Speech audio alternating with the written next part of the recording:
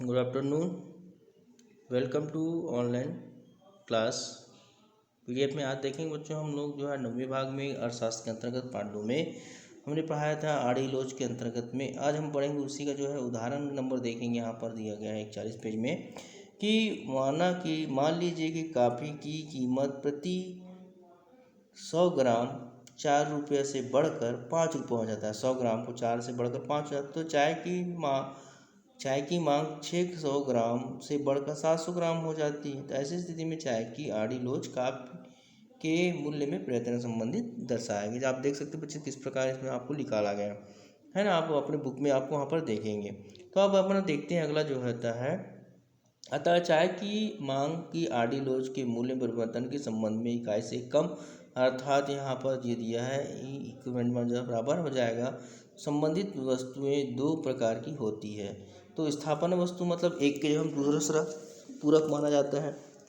तो उसके बाद पूरक बोलते हैं कम्प्लीमेंट्री विदाउट। तो यहाँ पर देखें स्थापन वस्तु मतलब स्थापन वस्तुएं वही होती हैं जिनका प्रयोग एक दूसरे के बदले में अपन किया जा सकता है। उदाहरण के लिए चाय और कॉफ़ी है, अमूल स्प्रे और मधु स्प्रे, ओवल्टीन और है ना बॉर्नविटिया एक दूसरे की स्थापन वस्तुएं हैं। इन वस्तुओं की मांग आड़ी लोच धनात्मक होती है क्योंकि एक वस्तु के मूल्य में वृद्धि होने से दूसरी वस्तुओं सस्ती हो जाती है। इससे दूसरी वस्तुओं की मांग बढ़ जाती है। अगला देखेंगे बच्चों यहाँ पर हम लोग पूरक वस्तुएं। तो पूरक वस्तुएं वे वस्तुएं होती हैं जिनका प्रयोग किसी आवश्यकता की संतुष्टि के लिए एक ही स्थान पर किया जाता है। उदाहरण के लिए रोटी, मक्खन, घड़ी, चैन, मोटर गाड़ी, पेट्रोल आदि वस्तु पूरक मतलब उनके बिना दूसरा अधूरा माना जाता है ना। तो इन वस्तुओं की मांग आड़ी लोच ऋणात्मक होती है। इनका प्रमुख कारण यह है कि एक वस्तु के मूल्य में वृद्धि होने से उसकी मांग में कमी आ जाती है। फलस्वरूप दूसरी वस्तु की कीमत में कोई परिवर्तन न होने पर भी इसमें मांग गिरावट आ जाती है। तो चलिए आगे देखते हैं मांग की लोच की माप। इसमें देखेंगे मांग की लोच को मापने की मुख्यतः 4 विधि है। पहले कुल व्यय विधि मतलब जो पूरा खर्च हो रहा है, अनुपातिक विधि मतलब अथवा प्रतिशत परिवर्तन विधि, बिंदु विधि अथवा रेखागणित विधि, चौथा है चाप विधि। तो पहले देखते हैं अपन कुल व्यय विधि। ठीक है, तो कुल व्यय विधि का प्रतिपादन जो है प्रोफेसर मार्शन ने किया था। इस विधि के अंतर्गत मांग की लोच को मापने के लिए किसी वस्तु के मूल्य में परिवर्तन होने के पहले और मूल्य में परिवर्तन होने के बाद उपभोक्ता के कुल व्यय की तुलना की जाती है। यहाँ पर समझ आया सभी वक्त तो ध्यान देंगे कि इसमें जो है उत्पादन जो है उपभोक्ता द्वारा जो किया जाता है उसका कुल व्यय कितनी है उनको जानकारी यहाँ पर दिया जाता है। इस प्रकार कुल व्यय की तुलना के आधार पर मांग की लोच ज्ञात किया जाता है। तो कुल व्यय एवं मांग की लोच निम्न प्रकार संबंधित। पहला है देखेंगे मांग की लोच इकाई से अधिक है मतलब इकाई के बराबर होता है, ध्यान देखेंगे। उसके बाद मांग की लोच इकाई के बराबर, मांग की लोच इकाई से कम हो रहा है, ये उसके द्वारा दिया गया होता है। अगला है मांग के फर्स्ट नंबर मांग की लोच इकाई से अधिक होने पर। यदि किसी वस्तु के मूल्य में कमी होने पर उस वस्तु है ना उस पर किए गए कुल व्यय में वृद्धि हो जाएगा। मतलब व्यय में खर्च ज़्यादा हो रहा है, आप ध्यान रखेंगे। तो और मूल्य में वृद्धि होने पर उस वस्तु पर किए गए कुल व्यय में कमी हो जाएगा क्योंकि उसमें कम खर्च करेगा वृद्धि होने पर। तो वस्तुओं की मांग की लोच इकाई से अधिक होती है अर्थात इसके अंतर्गत कुल व्यय में परिवर्तन मूल्य में परिवर्तन की विपरीत दिशा में होता है। जैसे मान लो 5 रुपये प्रति इकाई है तो मांगी गई 100 रहेगी। अगर मान लो 2 रुपये कम हो जाता है उसमें मतलब 2 रुपये प्रति इकाई हो तो 300 मांगी जाएगी, लेकिन कुल व्यय कितना हो जाएगा 600 रुपये क्योंकि बढ़ते क्रम में रहेगा उसका है ना। तो इस प्रकार तालिका से स्पष्ट है कि मूल्य में कमी आने पर कुल व्यय 500 से बढ़कर 600 रुपये हो जाएगा। अतः मांग की लोच इकाई से क्या हो जाएगा ऋणात्मक हो जाता है। यहाँ पर बताया गया, आपको ध्यान देंगे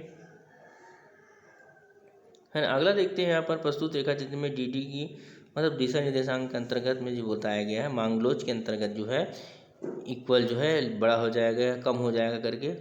यहाँ पर मांग की लोच इकाई से अधिक हो जाएगा। ठीक है,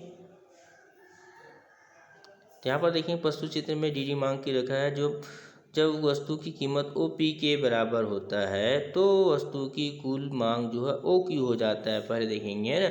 अतः वस्तु में पर कुल व्यय ओ पी गुणित ओ क्यू, ओ पी गुणित ओ क्यू बराबर क्षेत्रफल में ध्यान देंगे ओ पी आर क्यू क्षेत्रफल के बराबर हो जाता है। किंतु जब वस्तु की कीमत में घटकर ओ पी वन हो जाती है, नीचे आ जाती है, तब मांग बढ़कर ओ क्यू वन में हो जाती है। देखो पहले था यहाँ पर था पी में था, यहाँ पर जो है आपको क्यू में था, यहाँ पर क्यू वन पी वन हुआ तो क्यू वन टू वन हो गया आपका, है ना।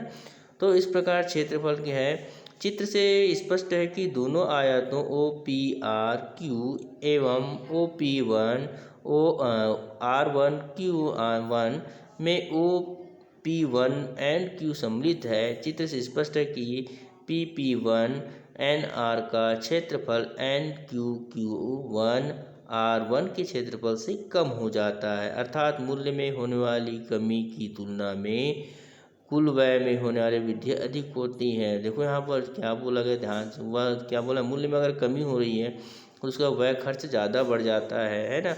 मांग की लोच इकाई के बराबर। अब देखते हैं किसी वस्तु के मूल्य में परिवर्तन होने के बावजूद भी कुल व्यय समान रहता है तो मांग की इकाई लोच के बराबर हो जाता है। इकाई जो रहता है आपको ध्यान रहेंगे ना। तो प्रोफेसर मार्शल के अनुसार जो है, जब किसी वस्तु या किसी मूल्य पर की गई मांग की मात्रा को उसके मूल्य से गुणा करने पर गुणनफल सदा समान रहता है, तब भी वह मांग की लोच के बराबर होता है। जैसे 5 रुपये के प्रति इकाई 100 मांगी गई तो वह 100 जो है तालिका बनेगा और 500 रुपये बनेगा। लेकिन यहाँ पर 2 रुपये हो रहा है, लेकिन इसका मांग कितना हो जाता है, 250 रुपये आ जाता है, मतलब वही हो 5-6। तो एक मांग की इकाई बराबर इक्वल हो जाएगा।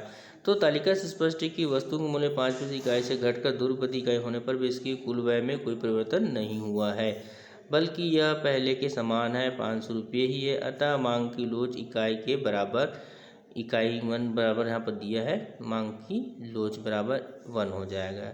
तो इस रेखा चित्र की सहायता से स्पष्ट किया जा सकता है। प्रस्तुत रेखा चित्र में डी डी और उपभोक्ता की मांग रेखा, जब वस्तु की कीमत प्रति इकाई ओ पी है तब वस्तुओं की मांग ओ क्यू है, अर्थात अतः वस्तु पर उपभोग का कुल व्यय ओ पी गुणित ओ क्यू बराबर ओ पी आर क्यू क्षेत्र के बराबर है। किंतु जब वस्तु की कीमत घटकर ओ पी वन हो जाती है तो वस्तु की मांग बढ़कर ओ क्यू वन हो जाएगी। अतः अब कुल व्यय ओ पी वन गुणित ओ क्यू वन बराबर O P one R one Q one, है ना, क्यू वन क्षेत्रफल के बराबर है।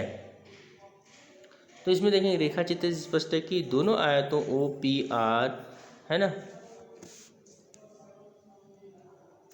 ओ पी आर क्यू एवं O P one R one Q one में ओ पी वन और एन क्यू क्या हो जाएगा, समान हो जाता है। तो दोनों आयतों, है ना, के शेष क्षेत्रफल पी वन एन आर और N Q one R one एक दूसरे के बराबर हो जाएगा, अर्थात मूल्य में होने का उसके कुल व्यय पर कोई प्रभाव नहीं पड़ता है, अतः वस्तुओं की मांग की लोच के बराबर हो जाएगा। मांग की लोच एरिया वो बराबर हो जाएगा। ठीक है बच्चे, यहाँ पर देंगे मांग की लोच इकाई से कम हो जाता है यदि किसी वस्तु के मूल्य में कमी होने पर कुल व्यय में कमी तथा मूल्य में वृद्धि होने पर कुल व्यय में वृद्धि। जैसे जिस प्रकार मूल्य में कमी होने पर कुल व्यय भी में कमी आ जाता है, मूल्य में वृद्धि होने पर वो कुल व्यय भी वृद्धि हो जाता है ना।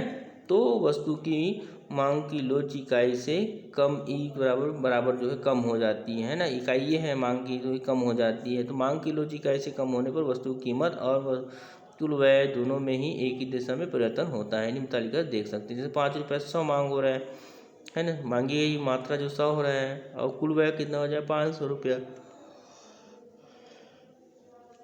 और 2 रुपये प्रति इकाई है तो मांग क्या हो जाएगा 250 रुपया। तो इसमें यहाँ पर 200 रुपये हो जाएगा, तो यहाँ पर बराबर हो जाएगा बोला गया। ठीक है बच्चे, यहाँ कम होगा। ठीक है, अगला देखेंगे यहाँ पर तो इकाई की मांग कम होगा। तो तालिका से स्पष्ट है कि वस्तु का प्रति इकाई मूल्य जो है 5 रुपये से घटकर 2 रुपये में कुल व्यय 500 रुपये से घटकर 400 रुपया हो जाएगा, अतः मांग की लोच इकाई कम है। इससे निम्न रेखा चित्र की सहायता से स्पष्ट किया जा सकता है। रेखा चित्र जो है प्रस्तुत में डी मार्ग जो है दर्शाया गया मार्ग में जब वस्तुओं की कीमत ओ पी है तब वस्तुओं की मांग ओ क्यू है, कुल व्यय ओ पी गुणित ओ क्यू बराबर ओ पी आर क्यू क्षेत्रफल के बराबर हो। लेकिन जब हम वस्तुओं की कीमत घटकर ओ पी वन हो जाती है तब मांग बढ़कर ओ क्यू वन हो जाती है, तब कुल व्यय जो गुना करके आप देख सकते हैं, आप चित्र स्पष्ट है कि दोनों आयतों में ओ पी आर क्यू एवं OP1R1 Q1 में OP1 एंड Q सम्मिलित है। शेष क्षेत्रफल PP1NR एवं NR1 Q1 Q की तुलना के करने से सहायता में ज्ञात हो जाता है। तो इस प्रकार आप देख सकते चित्र में बताया गया बच्चों, आप अपना कर सकते हैं। तो रेट प्रोपोर्शन मास द्वारा प्रतिपादित कुल व्यय रीति के आधार पर मांग की लोच को एक रेखा चित्र में स्पष्ट किया जा सकती है। आप देख सकते हैं बच्चों, इसको आप बनाएंगे अपना खुद, है ना। अब देखते हैं यहाँ पर जो है अनुपातिक विधि द्वारा अर्थात प्रतिशत परिवर्तन विधि द्वारा देखते हैं। अनुपातिक विधि के अंतर्गत मांग की लोच को मापने के लिए वस्तु की मांगी गई मात्रा में अनुपातिक परिवर्तन को मूल्य में हुए अनुपातिक परिवर्तन से भाग दे दिया जाता है। अनुपातिक परिवर्तन की 100 से गुणा करके उसका प्रतिशत निकाला जा सकता है, लेकिन अंश या हर दोनों से गुणा होने के कारण स्थिति अनुपातिक ही रह जाती है, इसलिए अनुपातिक प्रतिशत व विधि कहा जाता है। इस विधि का सर्वप्रथम प्रयोग फ्लक्स जो ने किया था। इस विधि के अंतर्गत मांग की लोच को ज्ञात करने का निम्न सूत्र जो बताया गया, मांग की लोच बराबर मांग में अनुपातिक परिवर्तन मूल्य में अनुपातिक परिवर्तन। इस प्रकार आप चित्र में देख सकते हैं बच्चों। यहाँ पर उदाहरण के लिए मान लीजिए किसी वस्तु का मूल्य 5 रुपये प्रति इकाई होने पर इसकी मांग 100 इकाई की है। यदि कीमत घटकर 3 रुपये प्रति इकाई हो जाती है तब वस्तु की मांग बढ़कर कितना हो जाए 150 हो जाती है। ऐसी स्थिति में मांग की दशा लोच बनाया जाता है। ठीक है बच्चों, ये ध्यान रखेंगे। यहाँ तक आज हम जो है यहीं तक पढ़ेंगे। नेक्स्ट आपको PDF में मांग की लोच की इकाई से अधिक है उसके बारे में बताएंगे। गुड डे बेटा आज के लिए।